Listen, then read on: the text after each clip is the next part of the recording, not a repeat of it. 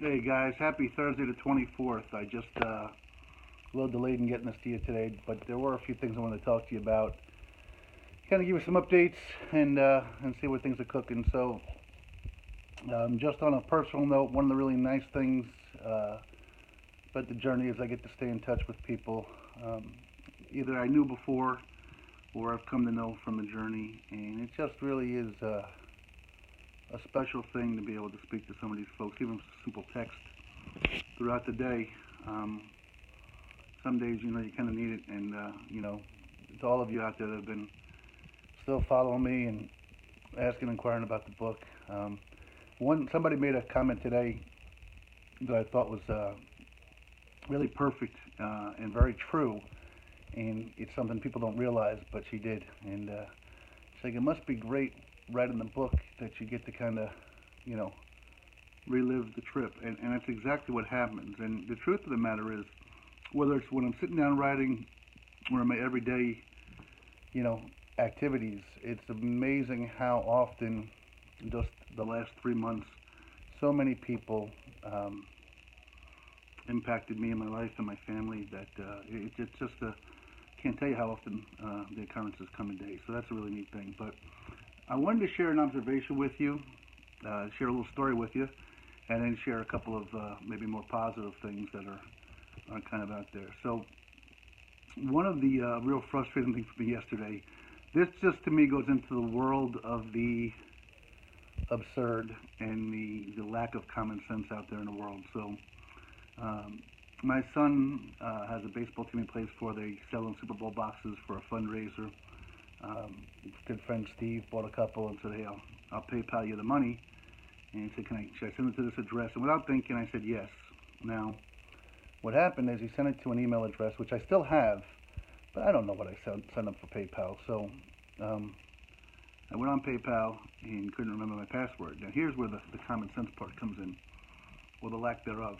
So I went on to seek help on my PayPal account, forgot password, and they gave me three choices. One is they can call me at a phone number which has no relationship to me or my account ever. And the other part was, there's a third one, but the second one was they can email me. So I suggested they email me. The whole thing came in Spanish and referenced and out of in a South American country, maybe Ecuador or something like that. So that really caught me off guard. And I'm old school.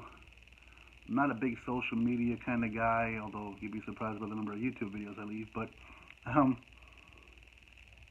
know why my mom dreads when we put any information on the internet.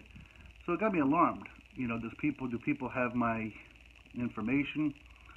So I called up and I spent the better part of 2 hours on the phone with PayPal, and essentially, that's not the right word. Essentially, I combined essential and sensual for some reason. I'm kind of tired. But anyway, essentially, here's what came down. I said, look, guys, they said, well, we can look into your account. Can you give us your address? And I said, well, again, I've had several. Give me an idea when. Well, this was 2005. Well, I've moved a few times, so I don't necessarily know when it is. I certainly don't remember my password. But the idea behind it, which she couldn't understand, was I could have given you my right address 4 times. If somebody hacked my account, they have a phone number registered which has never been mine. They send me emails and if somebody hacked my account, I would never know what the address is. And so what this woman kept telling me was basically she couldn't help me. So I said, so essentially, again, I'm back to that word, you have an account that's going to remain in limbo. I said, you can't just shut the account down? And they said no, we can't shut it down until you give us your address. Well, if somebody changed the account, I wouldn't have that address.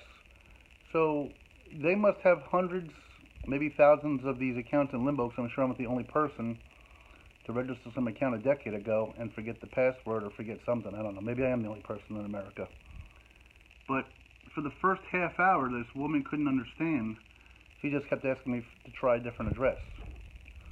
Ma'am, again, my concern is that if somebody hacked my account, then I wouldn't know their address. And this went on until she put me on hold for their security team or something like that. And quite honestly, an hour and a half later on hold, I just hung up the phone. So it just goes to the absurd that if I called you up right now and said, hey, give me your social security number for me to know it's you, but somebody changed your social security number, you can never give me those 9 digits, right? Anyway, that was that part yesterday. So today, a couple of things. Maybe I'll go with let me go with the lighthearted before we go into the serious. Hopefully I don't run out of time. One of the things that I've been doing at nights is, while I'm writing the book, is I just put the TV on in the background. And somehow during my journey, I really got into documentaries, and I have some free movie channel. This weekend has a bunch of documentaries. And over the last couple of days, I watched 2 documentaries that I really highly encourage you folks to seek out. I've always been fascinated by a few topics, and 9/11 is something that it tears at me. I'm fascinated by it on a lot of different levels. But there was one, I think it was something like 82 minutes of 9/11 or something like that. I've seen many documentaries and read many, seen TV programs on it. This one I had never seen before. What was really neat about this one was this one had a lot of footage from the general public around the area, from their apartments, looking up and seeing it. So that these 2 women that basically fled the city, one left her friend behind and kind of in fear of what might happen. But some of the insight, this was almost really, not almost, this was very disturbing. There's one of the more generic 9/11 movies I've seen, or documentaries, where they interviewed a fire department. They talk about this loud sound of thud repeatedly happening, which was bodies falling, and out of respect they wouldn't show the bodies. But it's one of those things, sometimes we're all prone to exaggeration. Well, there's one snippet of this video where they show it, and the woman's even saying, what are those big things falling? They can't, maybe it's just a chair or something. And no, those are bodies. Where there was 4 or 5 bodies in about a 15-second span. Whether they fell or jumped, I have to imagine they jumped. And again, it's so telling to think, never been in that situation. How would I react? How would you react? How dire must the situation be for you to say, you know what, I'm just going to jump 80 flights down. There is no chance of survival, not a one. So it's, I don't know. It was just a really poignant documentary. On a lighter note, they had one on Woodstock. Now, as we all get older, as I get older, the people that have been around to enjoy Woodstock are fewer and further between. I assume there's still a generation of younger folks, or those of us that are watching this that have kids. I want to watch it with my children. The documentary was something like I'd never seen before. It was some behind-the-scenes footage of the producers, the people that put it together, how they put it together. But more than that, it was so from how they weren't prepared for the first act to go on, and Richie Havens had to go on for 6 or 7 songs set before he was ready to go on, because they didn't have the amps up and he was acoustic. But some of it was one gentleman that came over from France. It was his first time in America, and essentially the thruway was shut down, and people just got in the cars and started walking. But what was amazing was they had 400,000 people there in a small town in upstate New York. Think about this in today's society. We can't have a gathering of 20 people at a mall without an incident taking place. The townsfolk were fearful and resentful of the concert because of the fear of the way people would behave. But there wasn't, from what I understand, one incident that took place. In fact, when they left, the papers and the townsfolk were saying how well behaved everybody was. But the one thing I thought was really eye-opening to me, just in terms of human caring. This was back in the generation of drugs and psychedelic drugs. They actually had set up a trip tent for people that were high on LSD and were tripping. And they would bring them to this tent, their friends, and while the people were freaking out and hallucinating, people would kind of sit by them and hold them and calm them down. And what was weird was, as they came off of their high, the people that were consoling the first group were like, okay, see those people? Those were you 4 hours ago. Now you've got to, and this just went on. It wasn't, hey, it's not my problem. You know, in this day and age, I see people stepping over other people with no care in the world, especially at a venue like that. The people were reaching out to others to help with food, and just an amazing, amazing thing. And then, you know, the other part of it was they were talking about what a perfect storm this was and how this took place. Because 4 months later, they tried another free concert where they had, out in California, I believe it was, where they had a motorcycle gang be the bodyguards, and they were beating on people. And then a few months after that, there was a shooting to Kent State University, and the whole country kind of changed, you know. And it was just such a right thing at the right time. And to hear some of the people talk about experiencing it, I never got to experience it. I don't know anybody that did.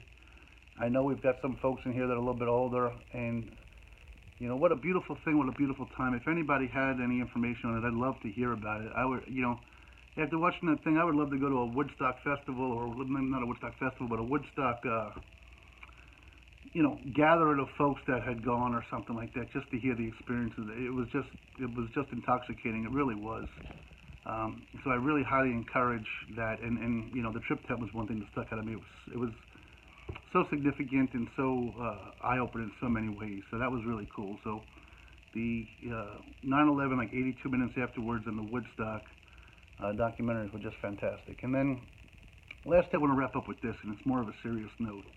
Again, I was very touched by something called the Amanda Todd legacy. Her mother Carol put this together for her daughter who took her life for fear of being bullied, but mental illness comes into play. So I was reading an article today about a woman who essentially had been in a relationship with a physically abusive boyfriend who she claimed raped her on many occasions. And you know, the definition of rape is that you're just unwilling. And she always feared and wondered how she would react if she ever ran into him. And one day she wanted to go out with her friends, and she turned around in this bar, and boom, there he was. And the things that stuck out to me about this story was really twofold. So she basically just told her friends, I got to get air, and she went outside and she fled. She just fled, and she sat down on these stairs, I think in a parking garage or something like that, and she just cried. And the first thing that struck me was she mentioned how a woman stopped to ask if she was okay and put her hands on her legs, and you know, she wasn't okay, but as we're prone to do, yeah, I'm fine, don't worry about me. And a few minutes later, a young man walked by, and I guess was essentially stroking her hair as she was a little bit hysterical. Again, are you okay? And here she was talking about the dichotomy.